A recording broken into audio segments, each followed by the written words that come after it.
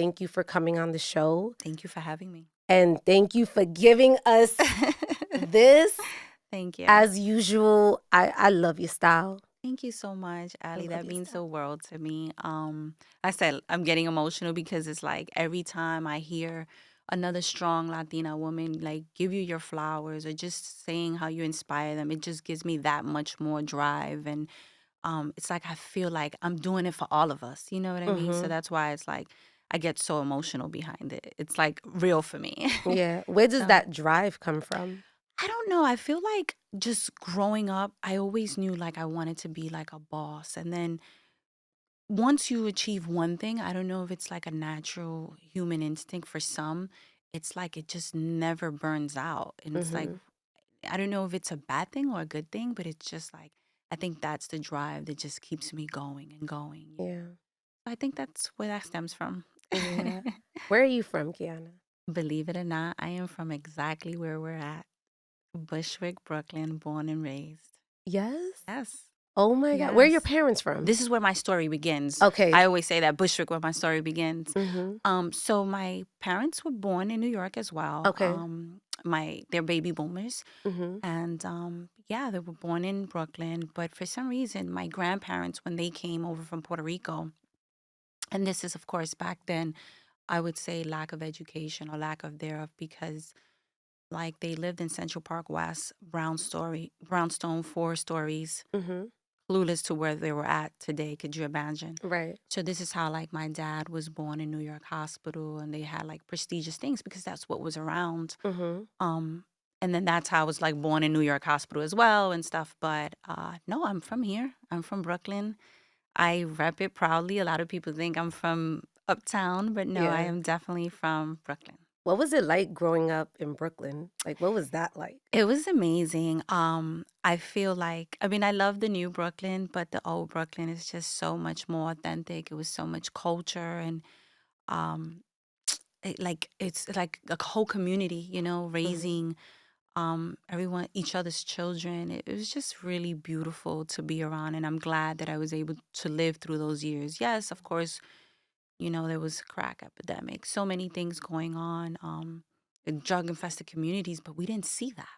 We just Mm. seen love and culture and people really looking out for one another. I could walk late at night and it was just you didn't have any fear, but So it was like a safe community. yes, it was like a Okay. safe community, although it was a shit show, Yeah. but it was beautiful to be around, and I feel like it has a lot to do with growing up, and I'm glad I was raised in humble beginnings because now I appreciate everything so much more, and Yeah. it built character. Mm-hmm. So that's what I think Brooklyn did for me. What was like baby Qiana like? What were you like? um, And what like did you like, like what were some of your hobbies growing up? so it's so funny because people think I'm like such a girly or woman now. I was definitely a tomboy. Were you? Yes, I was such a tomboy. My mother always says I was very alert, very attentive. Always wanted to learn everything and do everything that the boys were doing. Like there was no barrier for me, so to Right. speak. Like I was the girl who was doing wheelies and training wheels or playing football with the guys. Like it's Right. just so weird, but um, I think that's how I was. I think I've always had a strong character as well, Mm-hmm. which a lot of people don't get to see all the time. Just like if I'm doing business with you or certain things, I think I've always been that way. Like she always says, like even my birth was like she knew I was gonna be like A tough one. strong. Yeah. Yeah. Do you feel So like Latinas always have to be strong? absolutely, Really? absolutely. I Mm-hmm. feel like I mean, don't get me wrong. There's gonna be a point in time, like with my family or with the day I'm blessed to have children or with my husband, you want to be a little bit more, you know, I don't want to say submissive, but just Mm-hmm. like fall back a little bit. But I just feel like we have so many barriers to break and prove ourselves, Right. and throughout time, I think it's gotten much better. But just yesteryears, like we've had, I don't know if you know, but like a lot of Latinos, especially, I'm Puerto Rican, so I could Right. speak for myself where um, growing up in Puerto Rico, like the government really did a lot of the women dirty. Mm-hmm. Like they even practiced birth control on women in Puerto Rico and they had no idea. Mm-hmm. So I feel like we just always have to prove ourselves that much more. Before it was like, oh, she deserves to be home, pregnant with kids. And I just always felt like we just have to always hold the fort down.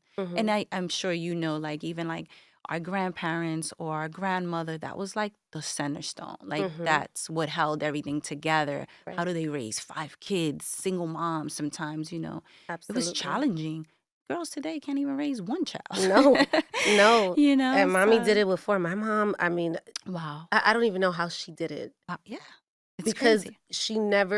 I've never seen my mom like, I mean, I've seen her cry, but Yeah, it wasn't because mental health for us, didn't exist. it didn't exist. So my Hmm. mother was not like, "Oh, I'm having a breakdown today," or, I need some space. You have to Right. give me some grace. Like she was No. not saying those things. Right. All So those words didn't even exist. Anxiety, mental no, illness, none of that existed. That was no, like taboo, no. And my So mom got married young, really? 14 years old, Oh my God. and she had her first child when she was 17. Was she born in the States or? She was born here in New York. I was the only one of her kids that was born in Puerto Rico. Oh, I saw you Puerto Rican I'm too. Puerto Rican and Dominican. My dad, Beautiful. What a great combo. yeah, my dad's Dominican, but I was definitely born in Puerto Rico. And we were raised there for a little bit, like a couple of years. When I came here, I was probably in like the second grade. Nice. And you So went to the Bronx or did you go somewhere else? Or? no, so I went to El Barrio. I was in Ah, Spanish Harlem. 2016. And then I did some school there, but it was difficult for me because I didn't understand English at all. So when I came here, I only spoke Spanish. Right, because your first language was. And then I forgot my Spanish Hmm. eventually. That happened to me too. Did it?